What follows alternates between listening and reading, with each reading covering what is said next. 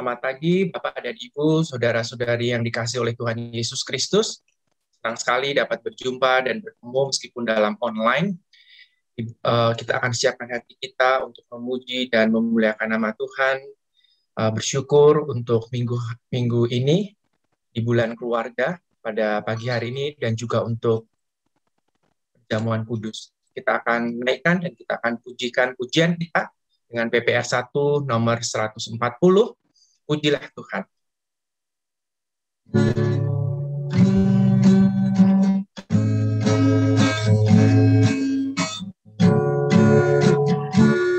Pujilah Tuhan yang Maha Kuasa, sebab kasih-Nya diberikan Putranya yang mati untuk menebus dosa, membuka pintu surga bagi semua.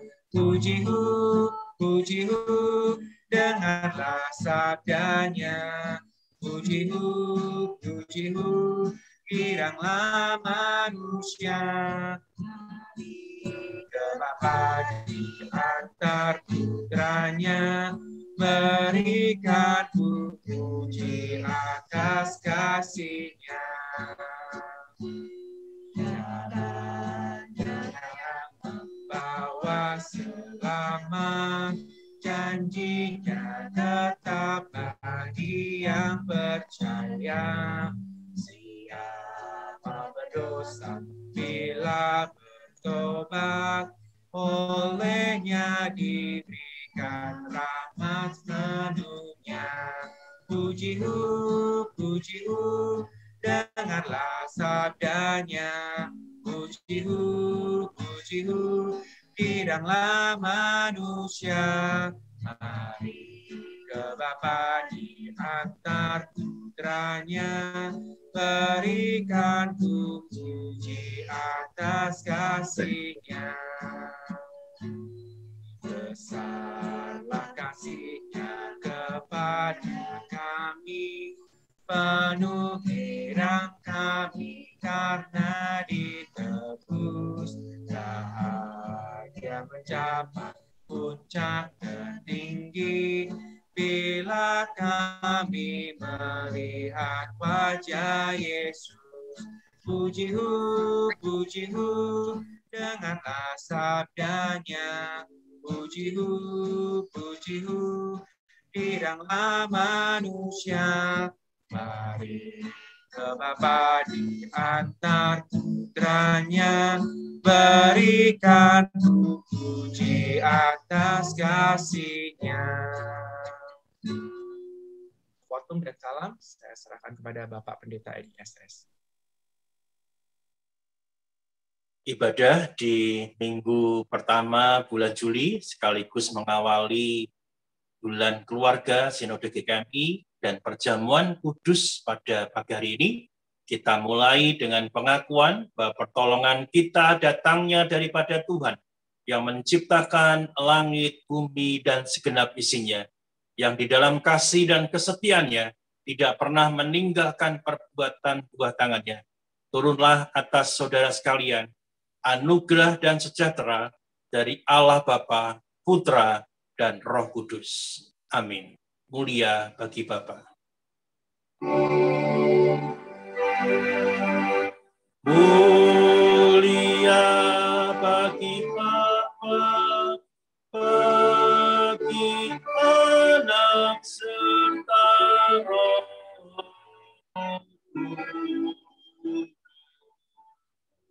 Dari permulaannya sekarang dan akan jadi selama-lamanya. Amin.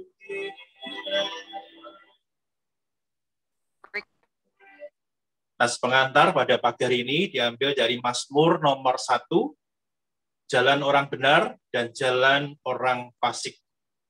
Berbahagialah orang yang tidak berjalan menurut nasihat orang fasik, yang tidak berdiri di jalan orang berdosa, dan yang tidak duduk dalam kumpulan pencemooh, tetapi yang kesukaannya ialah Taurat Tuhan, dan yang merenungkan Taurat itu siang dan malam. Ia seperti pohon yang ditanam di tepi aliran air, yang menghasilkan buahnya pada musimnya, dan yang tidak layu daunnya. Apa saja yang diperbuatnya berhasil. Bukan demikian orang fasik, mereka seperti sekam yang ditiupkan angin. Sebab itu orang fasik tidak akan tahan dalam penghakiman. Begitu pula orang berdosa dalam perkumpulan orang benar. Sebab Tuhan mengenal jalan orang benar, tetapi jalan orang fasik menuju kebinasaan. Amin, amin, amin.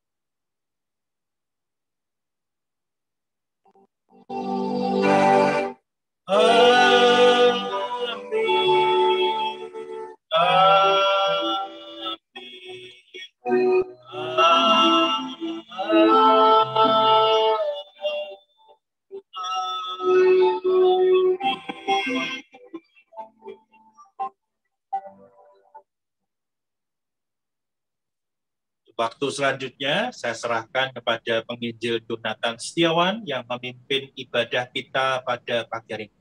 Dipersilahkan penginjil Yonatan. Terima kasih Pak Edi yang sudah menuntun kita untuk fotum dan salam. Kita akan mendengarkan warta jemaat pada pagi hari ini yang akan diwartakan oleh Diaken Liana Handoko. Saya persilahkan kepada Diaken Liana Handoko untuk menyampaikan warta hari ini. Shalom, Bapak, Ibu, Saudara-saudari sekalian yang dikasihi Tuhan. Saya akan membacakan warta jemaat minggu ini.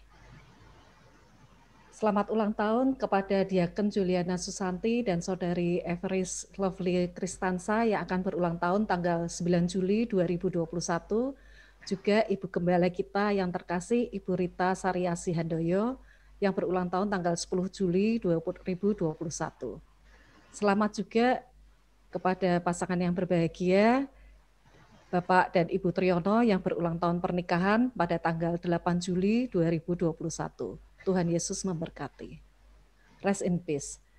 Telah kembali ke rumah Bapa di surga, almarhum Penatua Bambang Kencono dalam usia 63 tahun pada hari Kamis 1 Juli 2021 pukul 22.35 di Rumah Sakit Hermina Bekasi. Jenazah telah dimakamkan di TPU Mangunjaya, Tambun, Bekasi. Keluarga GKMI Pengharapan turut berempati sedalam-dalamnya. Kiranya Tuhan menghiburkan dan memberikan kekuatan kepada segenap keluarga yang ditinggalkan. Sakramen Perjamuan Kudus. Pada kebaktian hari ini, setelah firman Tuhan, akan diadakan sakramen Perjamuan Kudus. Jemaat dapat menyediakan roti dan anggur secara mandiri di rumah masing-masing. Warta Komisi Anak. Diberitahukan kepada segenap orang tua bahwa ibadah Komisi Anak hari ini diadakan pada pukul 10 pagi melalui Zoom. Warta jemaat selanjutnya akan diumumkan melalui video pengumuman berikut ini.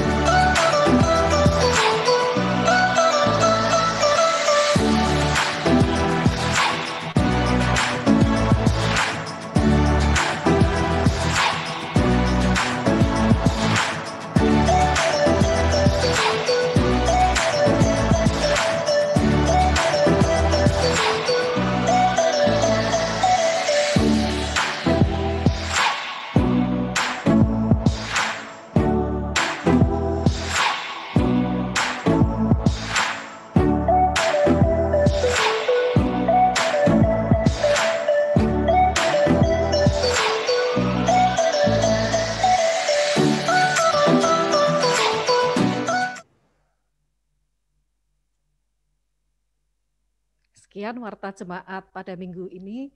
Waktu selanjutnya kami serahkan kepada Evangelis Jonathan Setiawan. Terima kasih untuk Diaken Liana Handoko yang sudah menyampaikan warta pada minggu hari ini. Kita akan siapkan hati kita untuk menaikkan doa-doa syafaat pada pagi hari ini yang akan dipimpin oleh Evangelis Nicholas. Tapi sebelumnya kita akan naikkan pujian kita, Ku Mau Cinta Yesus.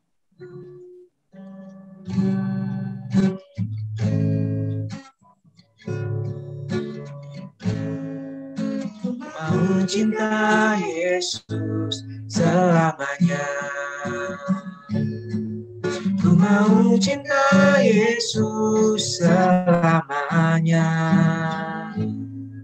Meskipun badai silih berganti dalam hidupku, ku tetap cinta Yesus selamanya.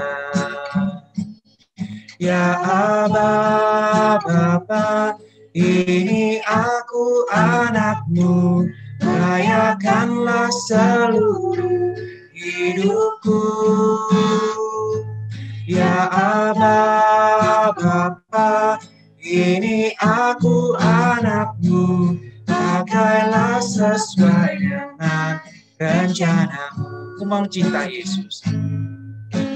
Mau cinta Yesus selamanya. Ku mau cinta Yesus selamanya. Meskipun badai silih berganti dalam hidupku, ku tetap cinta Yesus selamanya. Ya Aba, Bapa, ini aku anakmu, layakanlah seluruh hidupku. Ya Aba, Bapa, ini aku anakmu, pakailah sesuai dengan rencanamu. Ya Aba, Bapa. Ya Aba, Bapa, ini aku anakmu, layakanlah seluruh hidupku. Ya Aba, Bapa, ini aku anakmu, pakailah sesuai dengan rencanamu. Pakailah sesuai dengan rencanamu. Silakan kepada Evangelis Nicholas untuk menaikkan doa syafaat. Terima kasih Evangelis Jonathan. Selamat pagi Bapak Ibu, kita akan bersama-sama menaikkan pokok-pokok doa syafaat dan nanti di akhir kita akan menutupnya dengan menaikkan doa Bapa kami. Mari kita berdoa. Bapa kami yang ada di surga, kami bersyukur ketika pagi hari ini kami boleh kembali bangun dengan tubuh yang sehat, dengan pikiran yang fresh, dan kami boleh bersama-sama mengikuti ibadah pada pagi hari ini. Kami bersyukur untuk setiap hal yang Tuhan boleh izinkan terjadi dalam kehidupan kami, dan kami bersyukur juga ketika kami masih boleh mengikuti ibadah hari ini. Kami mau menyerahkan untuk secara keseluruhan kebaktian kami, dan khususnya nanti untuk perjamuan kudus yang akan kami ikuti bersama-sama. Kiranya Tuhan boleh pimpin setiap kami agar kami boleh mengikuti dengan baik, dan kami boleh menikmati hadirat Tuhan dalam ibadah hari ini. Kami juga mau menyerahkan untuk persembahan-persembahan yang akan diberikan nantinya. Kiranya Tuhan boleh memakai persembahan ini agar boleh untuk memperluas kerajaan-Mu dan boleh jadi berkat juga lewat GKMI Pengharapan sendiri. Kami juga mau berdoa secara khusus untuk jemaat-jemaat dan keluarga dari jemaat GKMI Pengharapan. Kami berdoa untuk jemaat-jemaat yang lanjut usia dan jemaat yang mengalami kelemahan tubuh. Untuk Ibu Yohana Hartini Suraji, untuk Ibu Toya, untuk Ibu Enita, untuk Ibu Indriati, untuk Saudari Senja, dan untuk Pendeta Emeritus Yeni Mustikasari. Tuhan, kiranya Tuhan yang boleh menjamah anak-anak-Mu ini, Tuhan yang boleh berikan kekuatan, Tuhan yang boleh berikan semangat kepada mereka. Melalui setiap obat-obatan yang dikonsumsi, melalui setiap istirahat, maupun lewat setiap perawatan yang dilakukan, hari lepas hari mereka boleh semakin dipulihkan oleh Tuhan, dan terlebih Tuhan boleh terus memberikan sukacita dan damai sejahtera di dalam hati mereka. Bapak, kami juga secara khusus mau berdoa untuk keluarga besar dari almarhum Penatua Bambang Kencono. Kami mau menyerahkan agar kiranya Tuhan boleh berikan kekuatan dan penghiburan kepada mereka, secara khusus kepada Ibu Indriati, kepada Saudari Brenda, Saudari Cevina, kepada Bapak Andre, dan juga kepada Ibu Yulia maupun Cecilia. Kiranya Tuhan boleh berikan kekuatan dan penghiburan dari Tuhan sendiri. Kami tahu ini merupakan suatu momen yang sangat berat, tapi kami terlebih yakin bahwa kami punya Tuhan yang berdaulat, kami punya Tuhan yang mengasihi kami punya Tuhan yang peduli terhadap kami, terlebih kepada keluarga almarhum Penatwa Bambang Kencono. Kiranya Tuhan sendiri yang boleh berikan kekuatan, berikan penghiburan kepada mereka, dan hari lepas hari Tuhan boleh berikan kekuatan, dan perlahan-lahan mereka sendiri boleh bersuka cita di dalam Tuhan. Bapak, kami juga mau berdoa untuk setiap anggota keluarga, untuk setiap saudara-saudari kami, maupun tetangga yang terpapar dari COVID-19 ini, Tuhan. Kiranya Tuhan yang boleh jagai mereka, Tuhan yang boleh persiapkan segala sesuatu yang dibutuhkan, dan kiranya Tuhan ketika mereka sakit, kami rindu Tuhan sendiri yang boleh pulihkan mereka. Karena kami tahu bahwa saat ini angka dari pasien positif COVID-19 ini semakin melonjak tajam, dan kiranya Tuhan berikan hikmat pada setiap kami, agar kami juga boleh membantu setiap saudara-saudari kami ini yang sedang terpapar dari COVID-19. Bapak, kami juga mau berdoa untuk setiap anggota jemaat yang saat ini sedang studi maupun bekerja, baik yang ada di luar kota maupun di luar negeri. Kiranya mereka boleh diberkati dengan kesehatan, mereka boleh Tuhan jagai dari segala macam mara bahaya maupun dari COVID-19 ini, dan kiranya meskipun mereka berada jauh dari kami, Tuhan boleh terus memberkati mereka dengan kehidupan iman yang terus bertumbuh, sehingga mereka semakin mencintai dan semakin mengenal Tuhan. Kami juga berdoa untuk setiap jemaat kami dari GKMI Pengharapan, khususnya setiap jemaat yang mengalami kondisi ekonomi yang tergoncang karena akibat pandemi COVID-19 ini. Kiranya Tuhan yang boleh terus berkati mereka, Tuhan yang boleh cukupkan mereka, baik jemaat yang berpenghasilan harian, baik jemaat yang memiliki usaha sendiri, maupun yang bekerja pada perusahaan lain. Tuhan yang tahu apa yang mereka butuhkan, dan kiranya Tuhan boleh cukupkan mereka sesuai dengan kebutuhan mereka, Tuhan. Bapak, kami juga mau berdoa terus untuk setiap program, setiap kegiatan maupun pelayanan dari gereja dan sinode kami GKMI. Secara khusus kami mau berdoa untuk persiapan pendewasaan dari GKMI Cabang Sidorejo Lampung dan GKMI Pengharapan Cabang Kalimalang. Tuhan, kami bersyukur untuk kedua gereja ini yang boleh didewasakan. Kiranya Tuhan boleh terus pimpin untuk setiap proses yang harus dilakukan, untuk hal-hal yang perlu diurus. Kiranya Tuhan yang boleh pimpin, dan kami rindu segala sesuatu boleh berjalan dengan baik dan lancar. Kami juga mau berdoa untuk pembangunan kantor Sinode GKMI, serta persiapan sidang MPL yang kedua dari Sinode GKMI. Kiranya Tuhan yang boleh persiapkan, Tuhan yang boleh sertai dalam segala sesuatunya, agar pembangunan kantor Sinode maupun persiapan dari sidang MPL ini boleh dilakukan dengan baik. Kami juga mau terus berdoa untuk bangsa dan negara kami, Indonesia. Kami mau berdoa secara khusus untuk para pemimpin bangsa dan khususnya Bapak Presiden Jokowi, untuk juga setiap aparat keamanan maupun pejabat pemerintahan yang ada. Kami rindu agar Tuhan boleh memberikan mereka hikmat, memberikan mereka kebijaksanaan, dan terlebih Tuhan boleh memberikan mereka kasih, agar mereka dapat menjalankan fungsi dan tugasnya dengan baik. Kiranya mereka boleh terus mengutamakan kepentingan rakyat dan negara daripada kepentingan mereka sendiri, ya Tuhan. Kami juga mau berdoa terus untuk kondisi keamanan serta kerukunan hidup dari seluruh rakyat Indonesia. Kami rindu agar rakyat Indonesia boleh bersama-sama menjaga negara Kesatuan Republik Indonesia ini, dan boleh menghargai semua keberagaman yang ada di Indonesia, sehingga di dalam negara kami ini boleh terjalin perdamaian yang erat di antara segala masyarakat yang ada, Tuhan. Kami mau berdoa juga untuk bangsa kami dan negara-negara lain yang sampai saat ini masih terus terdampak dari pandemi virus corona ini, ya Tuhan. Kami mau doa baik dalam hal kesehatan maupun pertumbuhan ekonomi. Kiranya Tuhan yang boleh terus memimpin secara khusus untuk setiap pejabat pemerintahan, agar mereka boleh memberikan yang terbaik bagi negara mereka. Kami mau berdoa agar kiranya lonjakan dari virus ini yang terjadi di beberapa wilayah, sebuah lonjakan yang cukup tinggi, agar kiranya Tuhan boleh berikan hikmat secara khusus bagi pejabat pemerintahan dalam menerapkan kebijakan-kebijakan maupun peraturan yang ada, agar setiap kami dari masyarakat boleh juga mengikutinya dengan baik, dan kami juga boleh memahaminya dengan baik. Kami juga mau terus mendoakan untuk pencegahan dari penyebaran virus corona ini, ya Tuhan. Untuk pengobatan terhadap setiap pasien yang terpapar virus, untuk ketersediaan obat-obatan, untuk peralatan dan rumah sakit yang menampung pasien, serta kesehatan dari tenaga maupun tim medis yang menangani. Kiranya Tuhan yang boleh jagai mereka semua, Tuhan yang boleh juga berikan hikmat kepada setiap rumah sakit maupun setiap puskesmas yang ada agar dapat menangani setiap pasien dengan baik, agar juga boleh memberikan yang terbaik dalam penanganan dari virus corona ini, ya Tuhan. Kami juga mau menyerahkan untuk setiap proses vaksinasi yang sampai saat ini masih sedang dilakukan oleh pemerintah.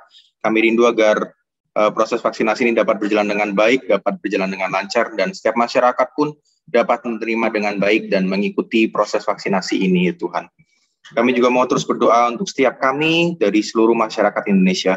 Kiranya Tuhan berikan kami hikmat, berikan kami kasih, sehingga kami tidak memikirkan diri kami sendiri saja, tapi kami juga memikirkan kepentingan orang lain.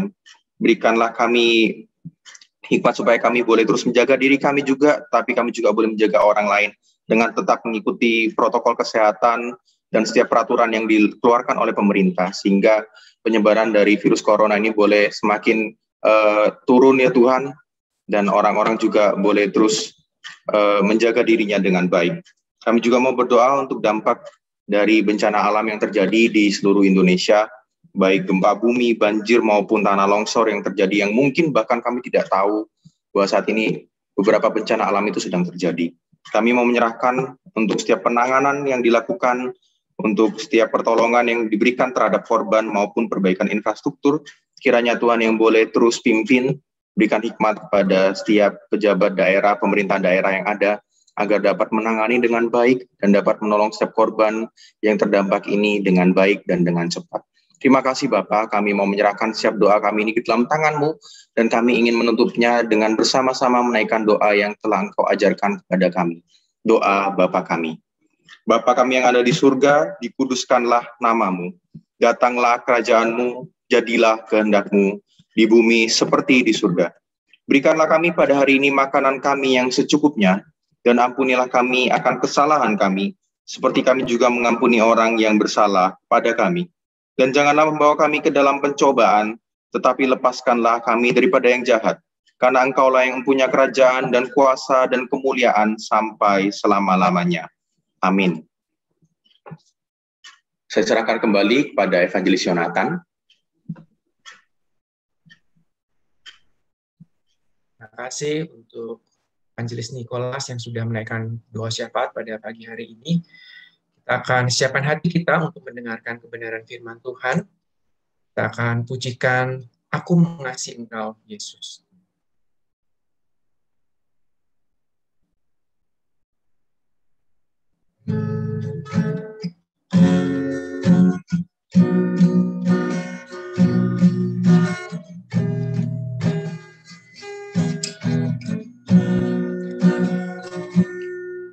Aku mengasihi Engkau, Yesus, dengan segenap hatiku. Aku mengasihi Engkau, Yesus, dengan segenap jiwaku.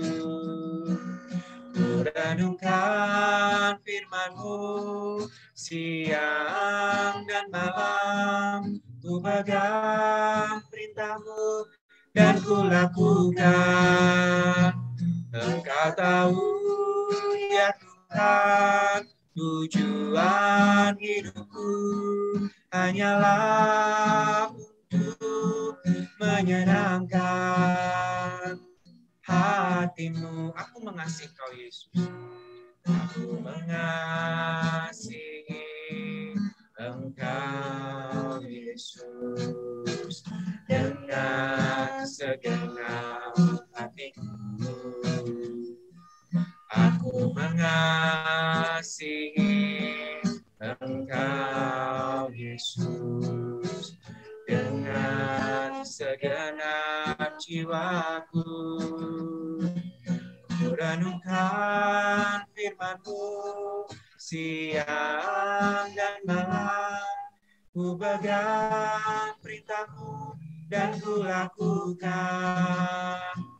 Engkau tahu ya Tuhan, tujuan hidupku hanyalah untuk menyenangkan hatimu. Kurenungkan firman-Mu siang dan malam. Ku pegang perintah-Mu dan ku lakukan. Engkau tahu ya Tuhan, tujuan hidupku hanyalah untuk menyenangkan hatimu. Hanyalah untuk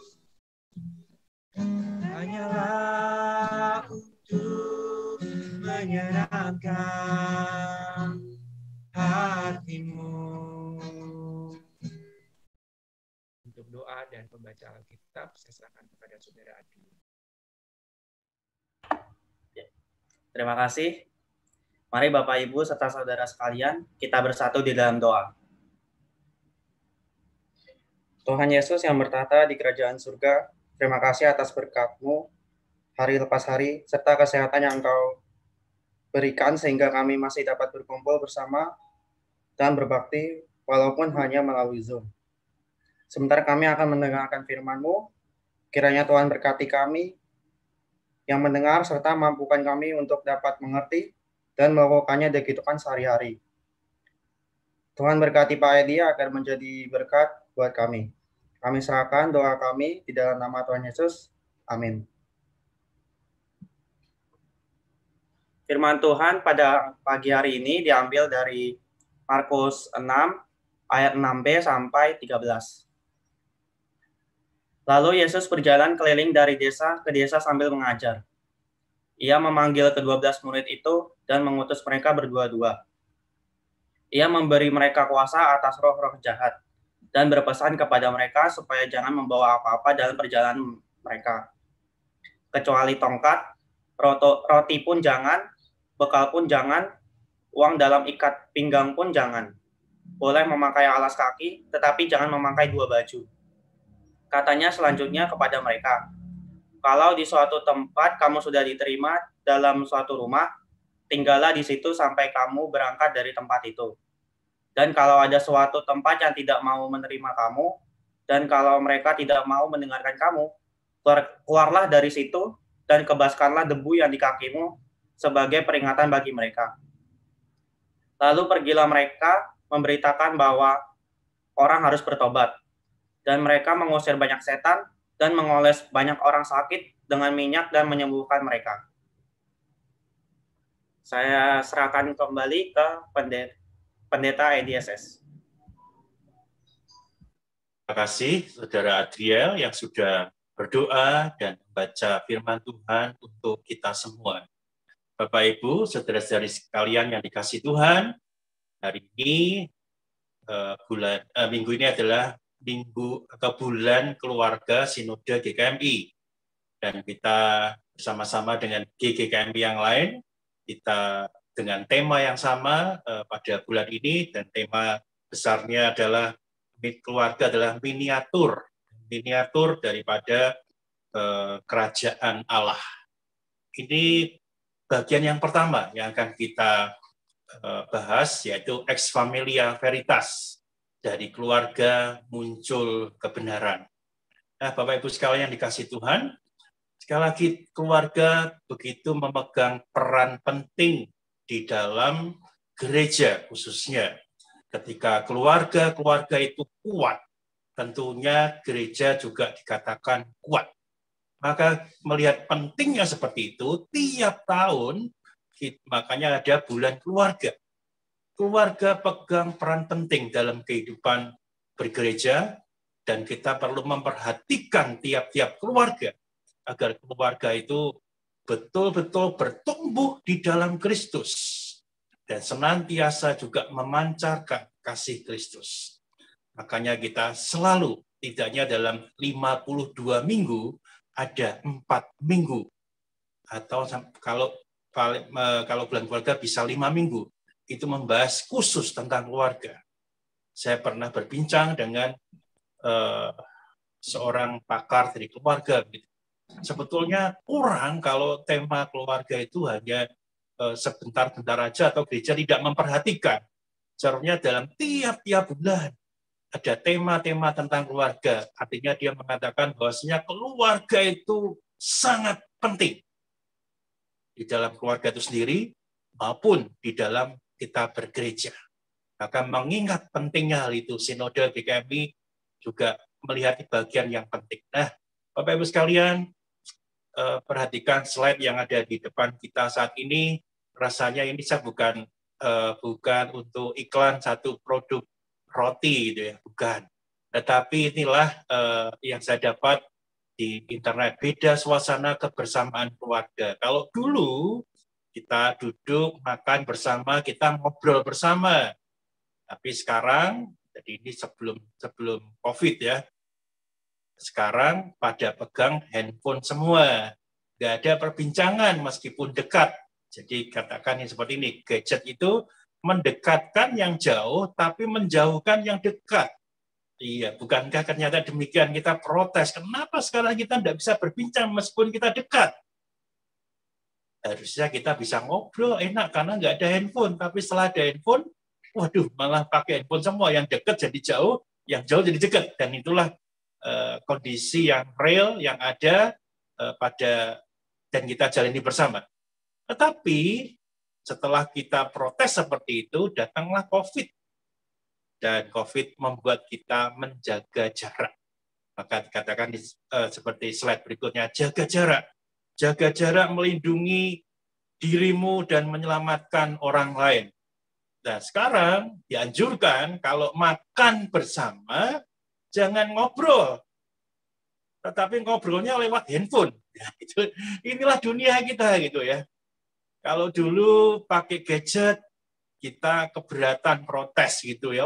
Kita deket kok nggak bisa ngobrol gitu ya. Nggak enak gitu. Malah yang jauh jadi dekat dengan adanya gadget itu atau handphone. Tapi sekarang justru ketika kita makan bersama, karena kalau makan kan pasti maskernya dibuka. Ngobrolnya pakai gadget aja. Waduh, berapa waktu yang belum lama, kami diundang menghadiri pernikahan di satu tempat yang mewah lah ya, seperti itu, di hotel yang mewah. Ternyata sekarang aturannya sangat ketat sebelum ada PSBB yang darurat. Kami datang dibatasi cuma berapa menit aja. Jadi itu tempat itu dipesan cukup lama dan kami ketika hadir kami berpikir ada acara makan bersama seperti itu di tiap-tiap meja, meskipun meja harusnya 10, biasanya itu hanya 4 aja. Nggak banyak karena harus jaga jarak. Jadi itu acaranya ya cuma sebentar. Ternyata setelah itu nggak ada makan bersama. Hanya mungkin sekitar 30 menit acara itu selesai, kami pulang, nggak ada salaman, nggak ada macam, foto pun harus ada jaraknya. Kami dikasih tamu-tamu di depan, sementara mempelai ada di belakang di panggung. Ya. Udah setelah itu pulang. Dan makanannya dibungkus semua, nggak ada makan di situ. Wah, ini membuat kita betul-betul jaga jarak, dan sekarang ketat lagi. Nah, inilah realitas yang ada. Seharusnya kita berkumpul, tetapi kemudian jauh jadi dekat, dekat jadi jauh, tapi sekarang kita dekat pun mencoba menjauh karena situasi yang tidak memungkinkan. Nah, kita menjadi semakin bingung. Harusnya kita tuh bagaimana? Ternyata memang dari situasi yang terus berkembang, kita pun juga akhirnya mau tidak mau harus menyesuaikan. Nah, terlebih lagi ketika kita memperhatikan untuk media sosial dan segala macam yang ada, kita lihat bahwasannya ada YouTube dan segala macam, kita semakin bingung. Banyak orang tampil untuk mengatakan hal-hal yang dia ingin sampaikan. Mereka memberitakan di bagian ini, di bagian itu, dan kita semakin banyak mendengarnya, kita mungkin bukan semakin jelas, tapi juga menjadi semakin bingung. Karena informasi itu bisa bertentangan satu dengan lainnya. Nah, disinilah kita mendapati dengan berkembangnya media sosial itu juga membuat kita itu bingung. Mana yang benar? Si A ngomong gini, si B ngomong gini, dan itu tidak sama. Apalagi si C ngomongnya seperti ini, kita menjadi semakin bingung. Nah, di tengah-tengah dunia yang terus berkembang, di tengah-tengah segala hal yang mau tidak mau harus kita ikuti. Toh sekarang kita beribadah ini dalam kotak kecil gitu kan, cuma handphone saja. Biasa kita datang gereja, sekarang kita ibadah pakai kotak kecil aja handphone. Atau mungkin kita pakai laptop, atau pakai PC, hanya kotak kecil aja. Itulah ibadah kita. Semua yang menjadi kegiatan gerejanya di kotak kecil aja. Atau kalau kita punya TV yang besar, mungkin bisa 50 inch, ya sebesar itu aja. Nggak bisa lebih kita menikmati di ruang gereja. Dari segala yang ada, kita mencoba bagaimana sih kebenaran yang sesungguhnya itu bisa kita dapatkan. Khususnya di dalam keluarga Kristen. Bagaimana keluarga Kristen menjadi miniatur kerajaan Allah, khususnya tadi ex familia veritas, dari keluarga muncul kebenaran. Kita menjadi miniatur kerajaan Allah yang mengerti kebenaran, menghidupi kebenaran, sekaligus kita mewartakan kebenaran.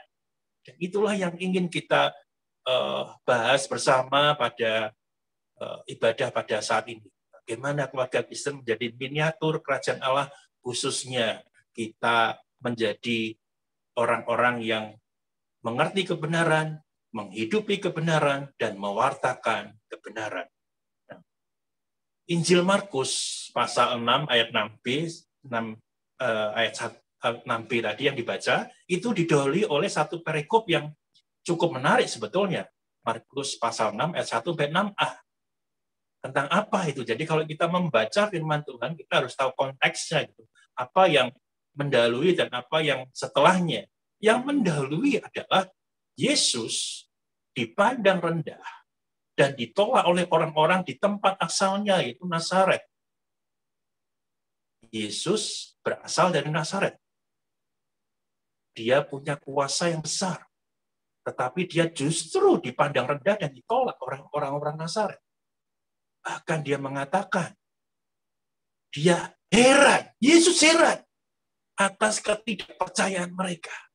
Orang-orang di luar Nazaret itu percaya kepada Yesus. Tetapi orang-orang Nazaret yang mengenal dia, tempat dia dilahirkan, justru memandang rendah dan menolak dia. Apa yang terjadi? Bagaimana bisa seperti itu? Maka Tuhan mengatakan heran atas ketidakpercayaan mereka.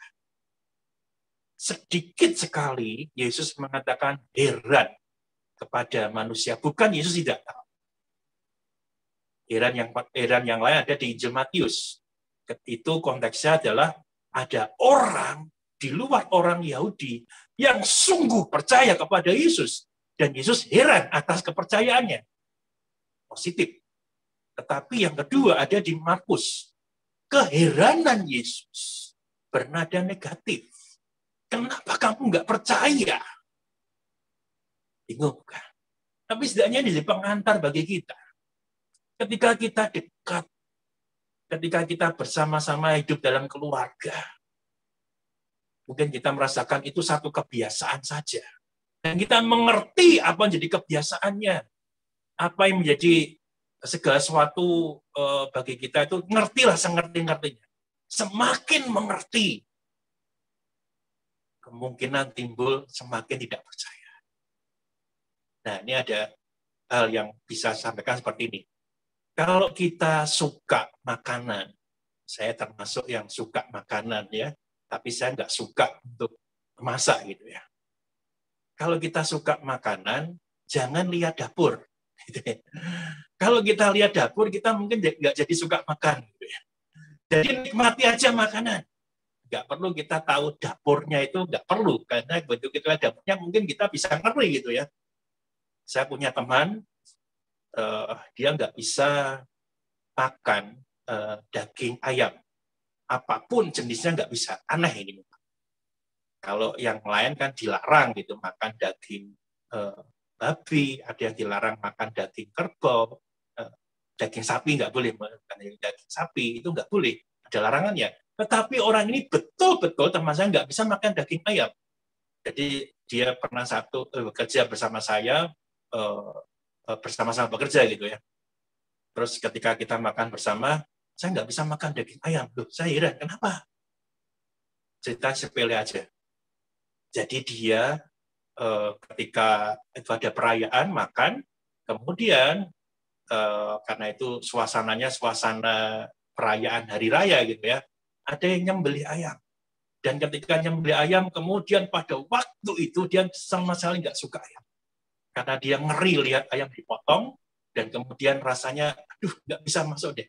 Dan sejak hari itu dia nggak bisa makan daging ayam. Bukan ya sekedar nggak bisa makan daging ayam, kemudian saya sempat bohongi dia, ini nggak bagus ya. Ini ada apa? Ketika jalan di luar kota itu ada makanan yang dagingnya daging ayam, tapi dicacah halus gitu kan. Udah makan aja, nggak apa-apa nggak. Itu daging apa? Coba aja makan, nanti setelah makan baru tahu. Setelah makan nggak lama, paling 10 menit, betul-betul dia tumpah-tumpah keluar semua daging. Dia tahu ini daging ayam gitu. Dia keluar dan sampai perlu perawatan gitu ya, kan mengerikan sekali. Jadi kalau kita mau makan, jangan lihat dapur lah, itu penting bagi kita. Tapi yang bagian masak ya mau nggak mau harus tahu gitu kan. Tapi kalau kita mau menghindari kengerian ya jangan lihat dapur. Udah pokoknya kita pasrah aja apa disajikan kita makan.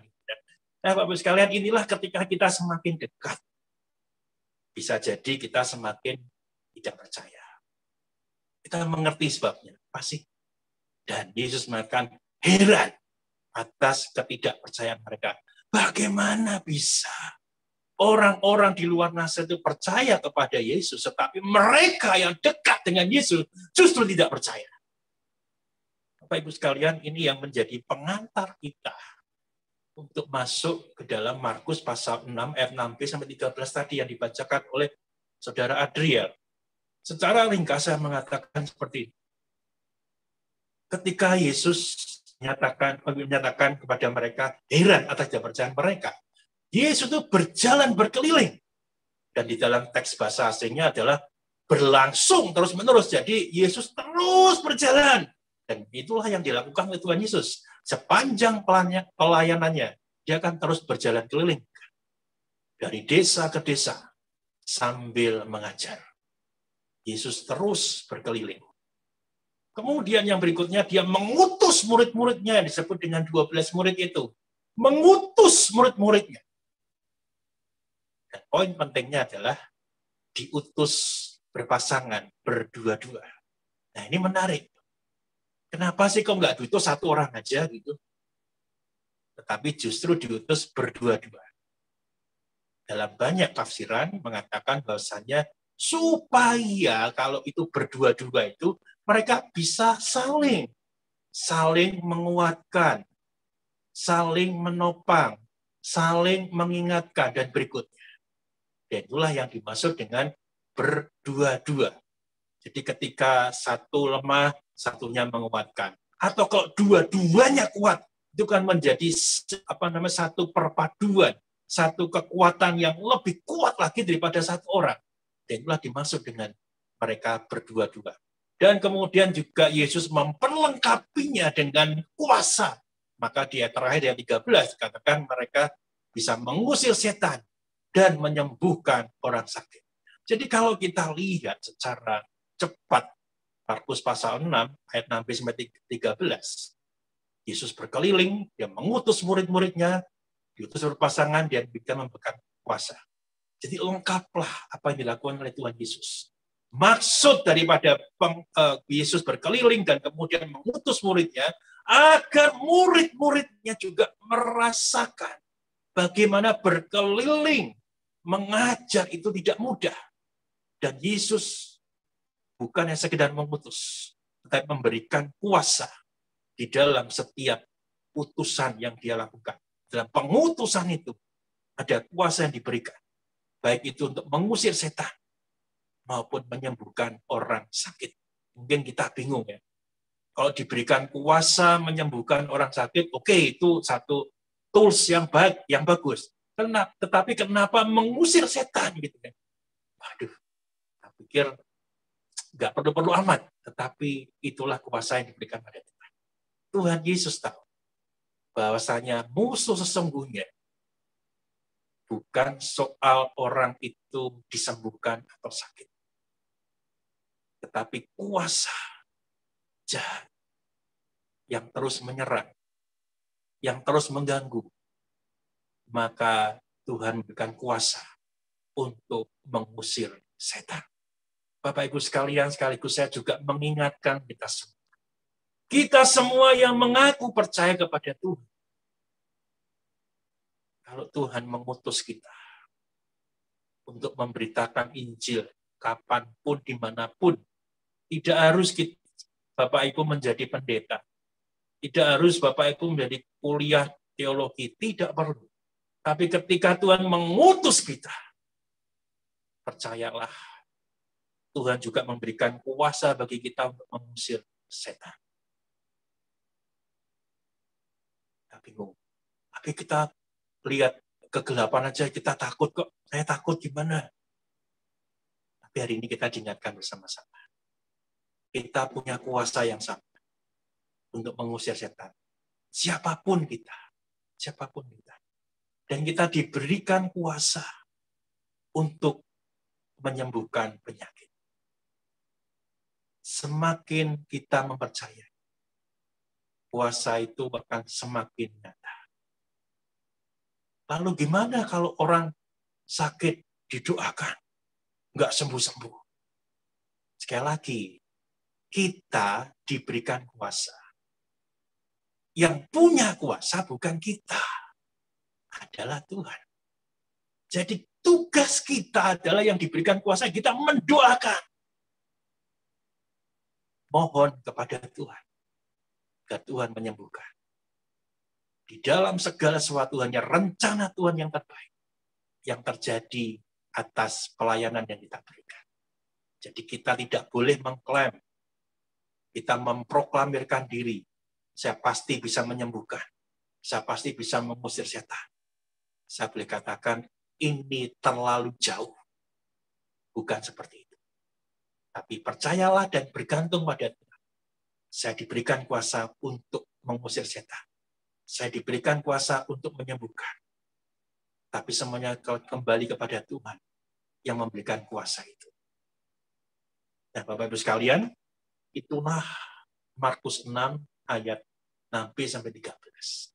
Nah, dari situ, dari keluarga yang ingin kita pelajari, saya memberikan satu outline seperti ini ya. Keluarga, keselamatan, pengutusan. Maksudnya seperti ini. Keluarga, itu keluarga Kristen adalah inisiatif Allah. Perhatikan, keluarga Kristen adalah inisiatif Allah. Ini pengajaran bagi pokok ajaran bagi kita. Bahwasanya keluarga Kristen ini adalah inisiatif Allah. Kenapa? Sebab pada mulanya Allah lah yang berinisiatif mendirikan lembaga keluarga. Dalam kitab Kejadian, Allah sendiri yang mendirikan keluarga. Jadi kita harus pahami dalam posisi keluarga Kristen, ini adalah inisiatif Allah. Bukan sekedar kita bertemu dengan seseorang, kemudian kita menikah. Selesai urusannya. Tapi tidak. Ini adalah inisiatif Allah. Ini adalah lembaga yang didirikan oleh Tuhan sendiri. Ketika kita ada dalam pengertian seperti ini, maka kita harus ada berdiri dan hidup di dalam inisiatif atau lembaga yang didirikan Allah. Dalam aturan-aturan yang Allah berikan. Kalau Allah yang mendirikan lembaga keluarga ini, aturannya apa? Ada pria, laki-laki, dan ada perempuan. Bukan perempuan dengan perempuan. Bukan laki-laki dengan laki.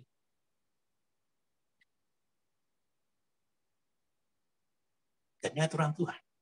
Kalau kita mengikuti bagian itu, sekarang dunia sedang berkembang luar biasa, khususnya dalam keluarga.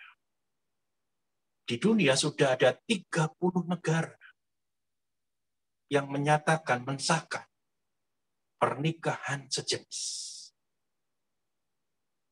Tidak tahu hari ini bertambah lagi atau tidak, tapi sepanjang saya mengerti, sudah ada 30 negara yang mensahkan pernikahan sejenis.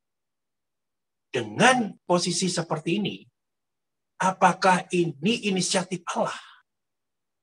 Saya harus mengatakan tidak. Kalau inisiatif Allah, di lembaga didikan Allah, kita harus ikuti aturan Allah. Tetapi ini kan aturan negara. Bolehkah ini aturan Allah? Tentu tidak. Ada kuasa-kuasa yang bekerja. Ini tantangan bagi setiap kita. Kita masih bersyukur di Indonesia. Belum ada aturan seperti itu. Dan tolakan keras mungkin yang terjadi. Kita disebut juga negara yang agamis. Gitu.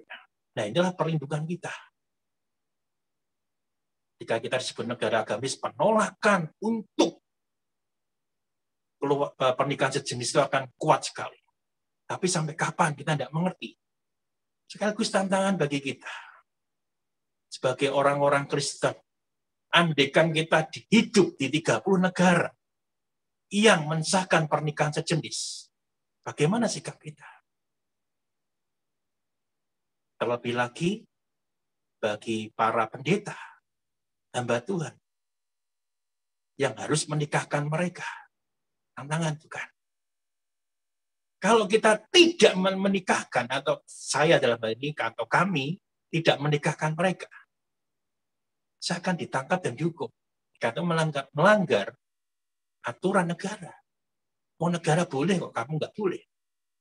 Tapi disitulah kita melihat kembali bahwasanya sebagai keluarga Kristen, kita harus sadar. Ini adalah inisiatif Allah. Dan saya menggugah Bapak, Ibu, Saudara sekalian yang sudah berkeluarga. Ingat, kita bukannya sekedar bertemu dengan pasangan kita secara kebetulan. Dan ingat, bahwasannya kita harus mengikuti aturan Tuhan. Karena keluarga yang kita bangun adalah inisiatif daripada Allah. Dan kemudian, Allah punya rencana keselamatan di dalam dan melalui keluarga-keluarga Kristen itu. Keluarga-keluarga yang percaya pada Tuhan. Buktinya apa? Kelahiran Kristus itu melalui keluarga. Ada keluarga Maria, Yusuf dan Maria yang dipakai Tuhan untuk melahirkan Yesus. Benih dari Roh Kudus. Tapi keluarga itu yang menjadi inisiatif Allah dipakai untuk melahirkan juru selamat. Jadi Bapak, Ibu, Saudara-saudari sekalian kasih Tuhan, sadarlah bahwa Allah punya rencana keselamatan melahirkan juru selamat. Tetapi bukan hanya sekedar melahirkan juru selamat. Ketika kita berkeluarga, Allah ingin keluarga-keluarga itu diselamatkan. Artinya percaya kepada Tuhan sungguh-sungguh. Yang dari inisiatif Allah dan diselamatkan melalui penebusan daripada Kristus. Dan bagian yang ketiga adalah mengemban tugas pengutusan dari Allah. Pergi menyatakan karya Allah kepada orang lain. Dan inilah disebut dengan pengutusan. Dari inisiatif Allah, kemudian ada keselamatan, dan kemudian ada pengutusan. Dan kalau kita lihat, inilah miniatur kerajaan Allah. Semuanya berasal daripada Allah, dari inisiatif Allah sendiri, dikerjakan oleh Allah, dan meminta kita, mendorong kita, untuk kita memberitakan perbuatan baik, pekerjaan baik bagi dunia, bagi keluarga-keluarga yang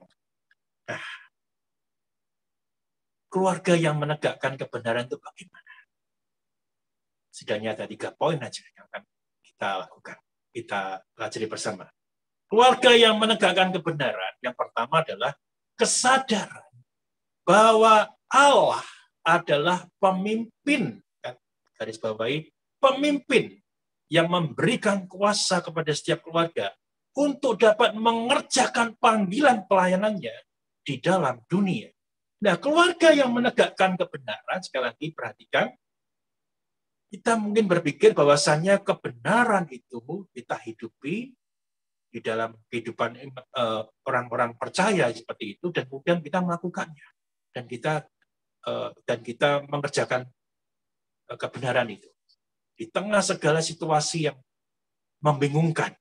Tadi gadget itu, baik itu YouTube dan yang lain, yang semuanya pada berbicara itu, kita seolah mengerjakannya orang-orang yang sanggup mengerjakan. Tetapi kita diingatkan, warga yang menegakkan kebenaran adalah sadar Allah adalah pemimpin, bukan kita. Jadi kebenaran itu harus diletakkan pada dasar kebenaran pada Allah sendiri. Allah adalah pemimpin. Kita boleh tidak mendengar suara? Ya boleh. Tetapi ketika kita mendengar, kita menyaksikan, harus kita kembalikan lagi kepada kebenaran Allah. Allah lah yang memimpin setiap kita tentang kebenaran itu. Dan Allah yang menjadi pemimpin dalam setiap hal yang kita lakukan. Bukan dari suami yang menjadi pemimpin keluarga saja. Tetapi semua harus ada kesadaran bahwa Allah adalah pemimpin.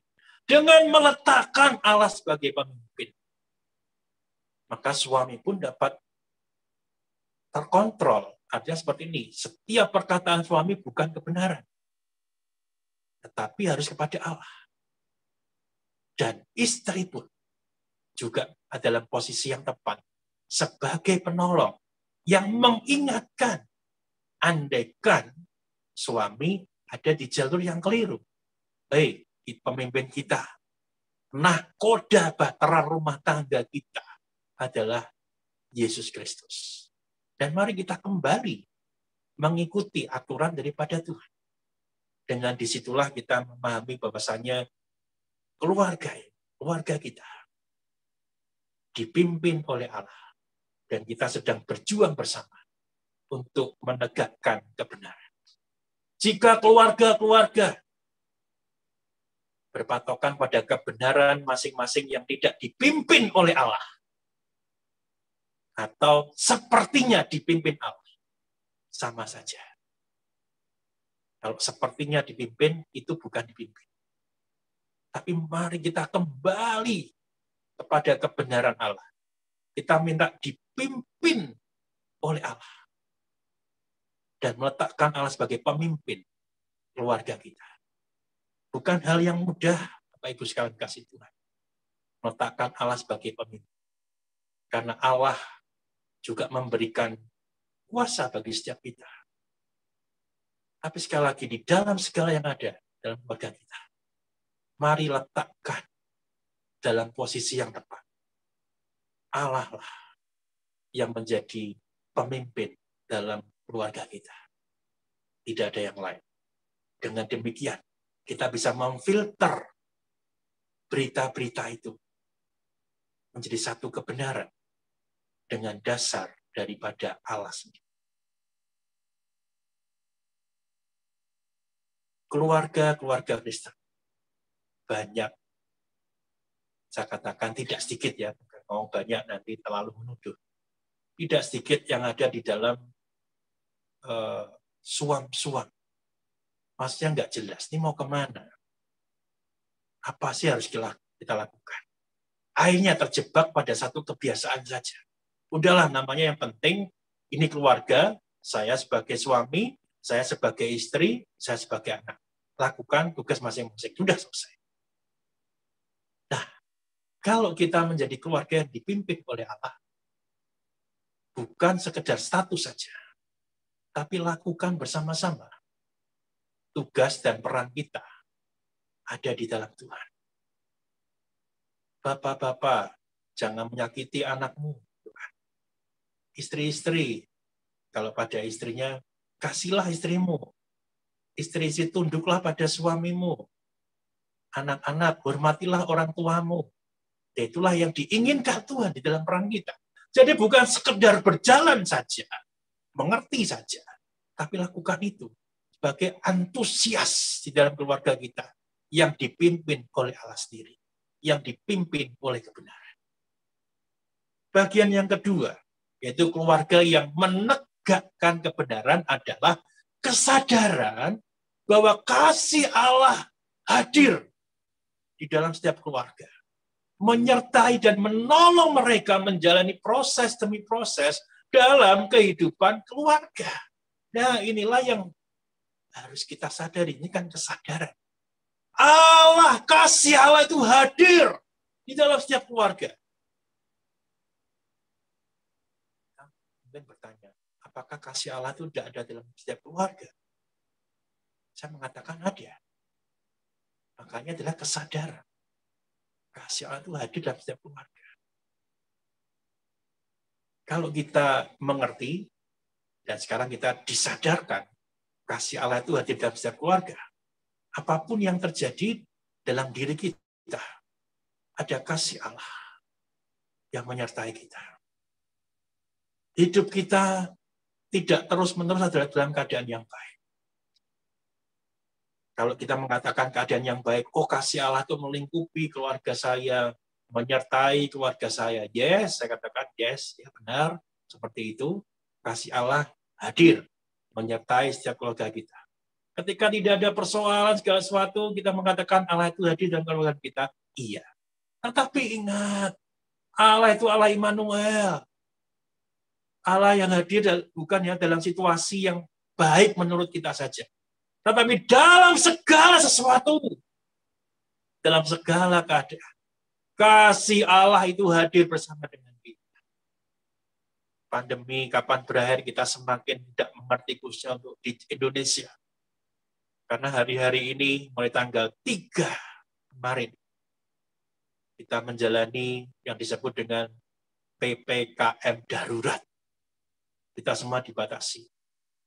Apakah situasi yang sukar ini sulit kita memahami dan menyadari bahwasanya kasih Allah tidak melingkupi kita? PPKM darurat pasti akan berdampak. Karena mal harus tutup, tempat perbelanjaan tutup, hanya bagian-bagian tertentu yang esensial yang boleh buka. Mungkin ada banyak orang yang akan di PHK lagi. Tidak mudah.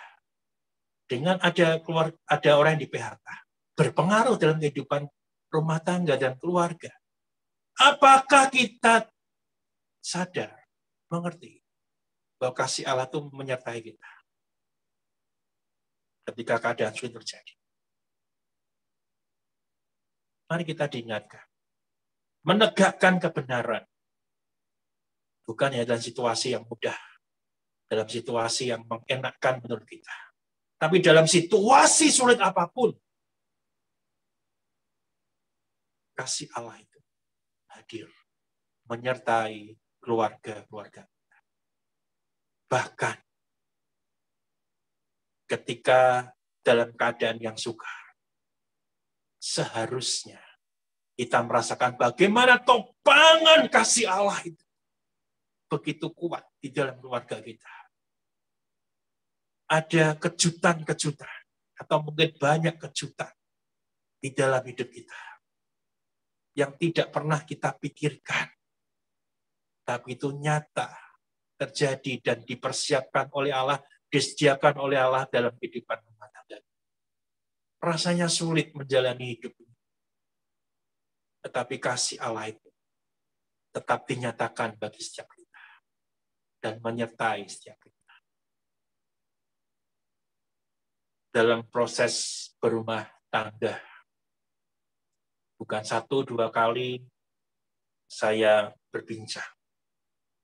Belum lama pun saya juga berbincang dengan satu rekan saya gitu ya. Jemaat kita juga. Bincang hal yang cukup mengejutkan gitu. Jadi kalau dipikir-pikir ya Pak Edi, yang ngomong seperti itu. Kita terima kerja, terima gaji. Setelah dihitung-hitung lagi, ternyata nggak cukup. Tapi dalam kenyataannya, ketika setelah sebulan berlalu, ternyata cukup loh. Kita bisa melewati. Bukan utang ke kanan kiri atau siapapun, tidak. Dan itu cukup. Dan itu bisa disyukuri. Bahkan berbagi pun juga masih cukup. Bingung bukan? Bukan sembrono terus kita terima gaji, udah bagi-bagi aja. Allah mencukupkan. Tidak seperti itu. Saya nggak ngomong seperti itu ya. Tapi kita punya hikmat untuk mengelola keuangan rumah tangga. Kita pikir, cukup ya. Keadaan semakin sulit. Tapi kenyataannya, toh Tuhan mencukupkan. Dan disitulah kejutan-kejutan terjadi. Ada berkat yang Tuhan tidak pernah ungkapkan di depan. Tetapi selalu ada yang tidak pernah kita lihat, yang tidak terlihat oleh kita. Tetapi Allah menyediakan. Dan disitulah kita mengatakan bahwasanya kasih Allah itu menyertai setiap keluarga kita. Allah yang Immanuel itu ada bersama dengan kita dalam keadaan apa. Yang ketiga dan yang terakhir adalah keluarga yang menegakkan kebenaran, kesadaran bahwa setiap keluarga diutus untuk mengerjakan perbuatan baik yang telah Allah sediakan bagi mereka untuk dikerjakan.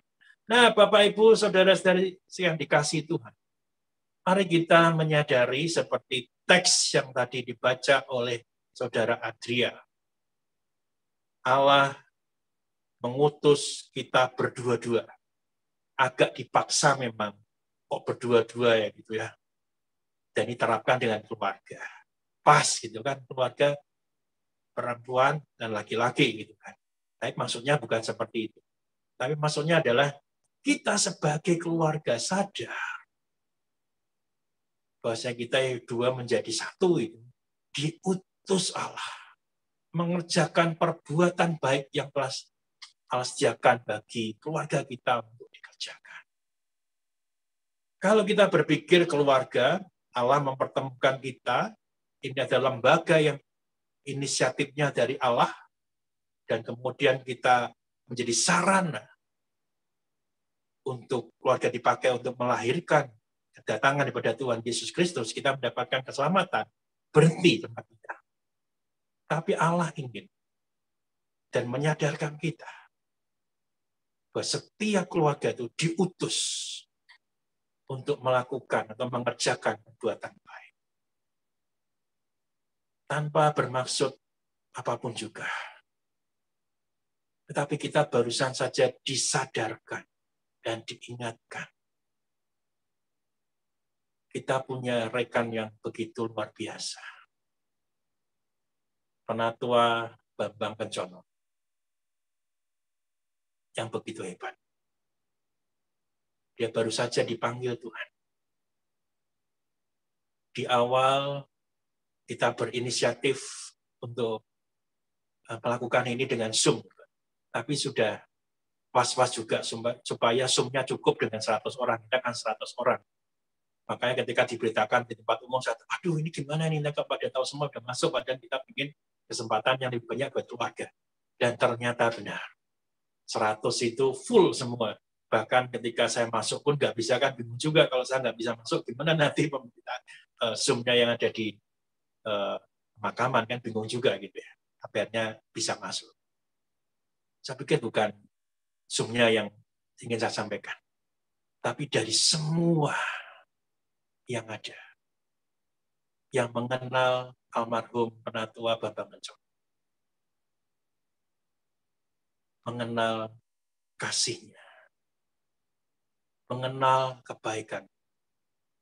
Bahkan tadi pagi sebelum ibadah berlangsung, saya mencoba bertanya karena ada perbincangan di situ juga bagaimana kesedihan yang ada. Almarhum sudah mendahului kita. Saya ingin coba paling banyak 2 kata. Apa sih yang dari sekian banyak dari almarhum yang boleh dikenang dan itu yang paling menonjol. Dan ternyata sepakat bahwasannya almarhum rendah hati. Rendah hati. Dia begitu baik dan dia begitu rendah hati. Nah inilah keluarga-keluarga. Saya percaya tanpa didukung oleh istri, dalam hal ini Ibu Indriati, Pak Bambang tidak akan melakukannya dengan damai sejahtera. Mungkin tidak kelihatan dukungan, tapi nyata apa yang dilakukan oleh almarhum Penatua Bambang Kencono. Ada dukungan, ada restu daripada istri. Dan sila kita melihat bahwasanya kita diingatkan, kita ini diutus melakukan perbuatan baik, sekaligus juga mewartakan Injil Kristus. Setiap orang yang mengenal almarhum pasti juga akan melihat siapa Tuhan yang dihidupi. Siapa Tuhan yang ada di balik ini semua. Sehingga almarhum begitu luar biasa. Rasanya gereja kita tidak salah ketika memberikan jabatan penatua bagi almarhum dalam periode kemajelisan. Penatua Bambang Kencono juga di majelis. Teladan yang baik, kehidupan yang baik, dan layak almarhum menyandang. Saya sudah menyatakan di ibadah pemakaman, saya bangga sebagai kepala jemaat. Tapi sekaligus juga tantangan bagi setiap kita dan saya juga. Bagaimana menjadi keluarga yang diutus Tuhan dan melakukan perbuatan baik yang menyenangkan hati Tuhan. Dalam edisi kompak yang terakhir yang kami bersama-sama, ada satu perbincangan yang menarik. Waktu itu yang memimpin diskusi kita adalah Bapak Listio, dan dia menyampaikan, gimana ya kita beramanat agung. Bingung kita. Teorinya ada. Tapi sekarang kita juga diingatkan. Bagaimana almarhum beramanat agung. Dia mungkin tidak memberitakan firman Tuhan seperti saya sebagai pendeta. Tapi apa yang dilakukan oleh almarhum, beliau beramanat agung di dalam kehidupannya. Bahkan setiap waktu yang ada dalam kehidupannya, dia beramanat agung. Dan mari kita teladani bersama apa yang dilakukan oleh almarhum. Sekaligus kita sadar, sebagai keluarga-keluarga kita diutus Tuhan untuk menyampaikan kabar baik, untuk kita melakukan perbuatan baik bagi setiap orang, bagi keluarga-keluarga Kristen. Kiranya kita semua diberkati dengan pemberitaan firman Tuhan pada pagi hari ini. Amin. Mari kita berdoa. Bapa di surga, kami bersyukur untuk firman-Mu pada pagi hari ini. Mengingatkan kami bahwasannya kami adalah miniatur daripada kerajaan Allah. Bukan secara kebetulan kami menjadi keluarga Kristen, tapi kami dibangun di atas inisiatif Allah. Kami mengerjakan keselamatan, dan kami diutus oleh Tuhan untuk mewartakan keselamatan itu dan melakukan perbuatan baik. Pimpin setiap kami ya Tuhan, bagi keluarga-keluarga Kristen, agar kami terus hidup di dalam kebenaran yang kami hidupi di dalam Engkau ya Tuhan. Berkati setiap kami. Di dalam nama Tuhan Yesus Kristus Allah kami yang hidup, kami berdoa. Amin. Bapak, Ibu, saudara-saudari sekalian dikasih Tuhan, hari ini adalah minggu pertama, dan minggu pertama di bulan Juli. Seperti yang sudah kita lakukan di dalam bulan-bulan yang lalu, hari ini kita juga akan melakukan perjamuan kudus. Bapak, Ibu, saudara-saudari, silakan siapkan roti dan anggur yang ada di dekat Bapak, Ibu sekalian.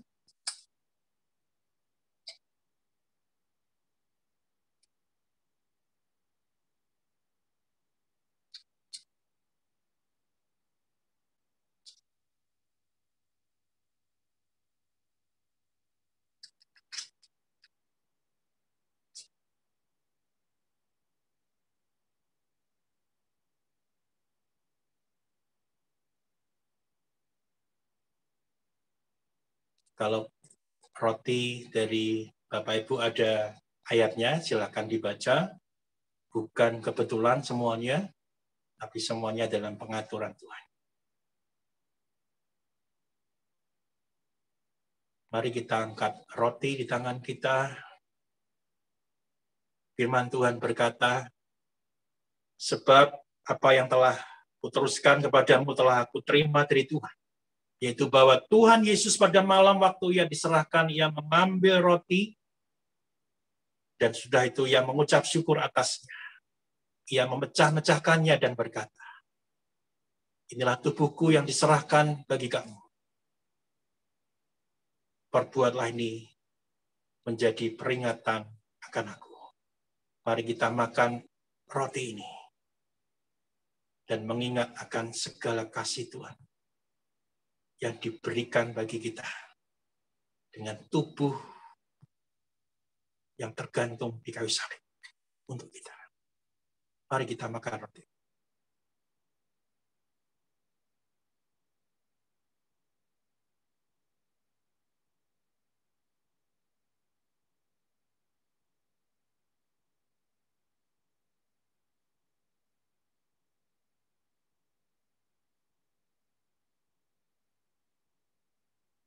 Mari kita angkat cawan di tangan kita. Demikian juga yang mengambil cawan sudah makan lalu berkata, cawan ini adalah perjanjian baru yang dimeteraikan oleh darahku.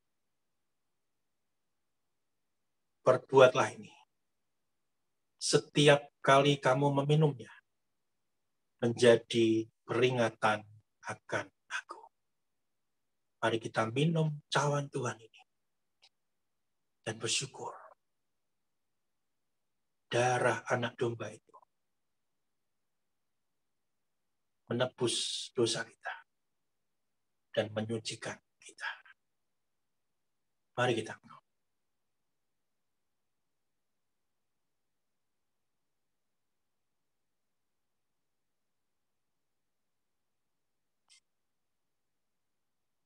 Sekali lagi kita akan berdoa untuk perjamuan kudus ini.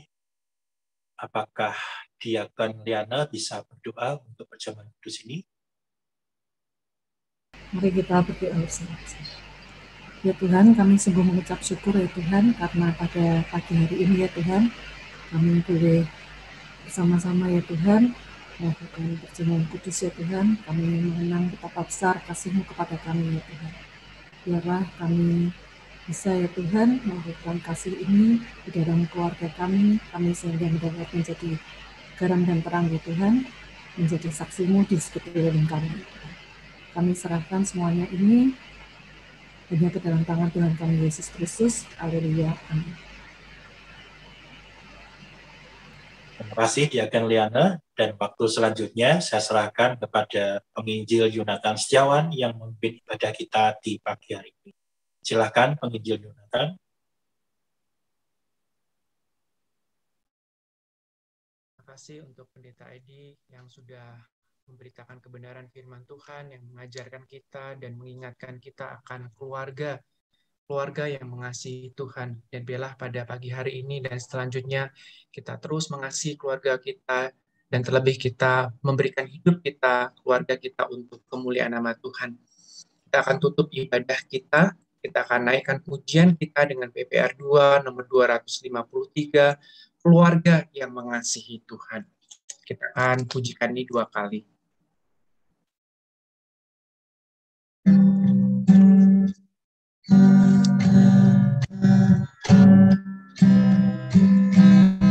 Keluarga yang mengasihi Tuhan, beribadahlah kepadanya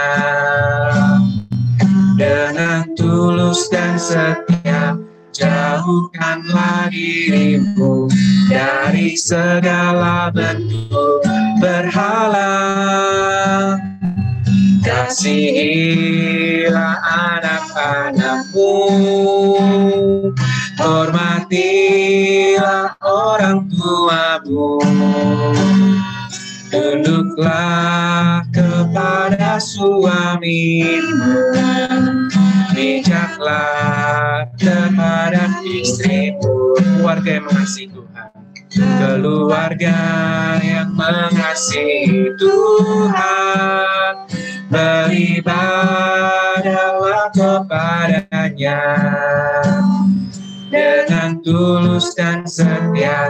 Jauhkanlah dirimu dari segala bentuk berhala. Kasihilah anak-anakmu, hormatilah orang tuamu, tunduklah kepada suamimu, bijaklah terhadap istrimu. Untuk komitmen kemuritan dan pengakuan iman rasuli serta doa berkat, saya serahkan kepada Bapak Pendeta Edi SS. Umat Kristen yang ingin meneladani Kristus, marilah kita bersama-sama mengikrarkan komitmen kemuritan. Kami bersaksi bahwa tidak seorang pun dapat sungguh-sungguh mengenal Kristus kecuali ia yang mengikutinya setiap hari dalam kehidupan. Dan sebagai bagian dari gereja yang am, marilah bersama-sama dengan gereja-gereja di sepanjang segala abad dan tempat kita mengikrarkan pengakuan iman rasuli. Aku percaya kepada Allah, Bapa yang Maha Kuasa, Khalik langit dan bumi, dan kepada Yesus Kristus anaknya yang tunggal Tuhan kita, yang dikandung daripada Roh Kudus, lahir dari anak darah Maria, yang menderita sengsara di bawah pemerintahan Pontius Pilatus, disalibkan, mati dan dikuburkan, turun ke alam maut. Pada hari yang ketiga, bangkit pula dari antara orang mati, naik ke surga, duduk di sebelah kanan Allah, Bapa yang Maha Kuasa. Dan dari sana ia akan datang kembali untuk menghakimi orang yang hidup dan yang mati. Aku percaya kepada Roh Kudus, gereja yang kudus dan am, persekutuan orang kudus, pengampunan dosa, kebangkitan orang mati, dan hidup yang kekal. Amin.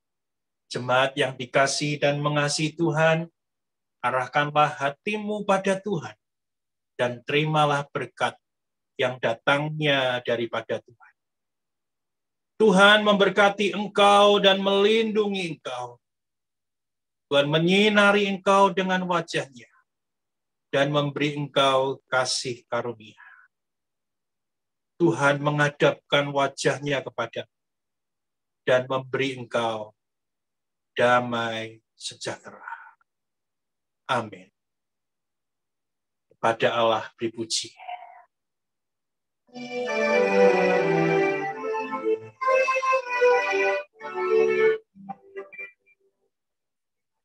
Kepada Allah beri puji, semua makhluk di bumi.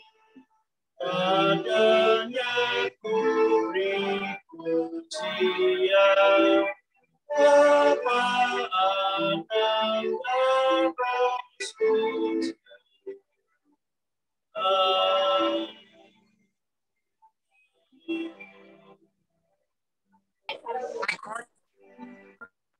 ibadah sudah usai. Silakan jemaat mengambil waktu teduh. Tuhan memberkati.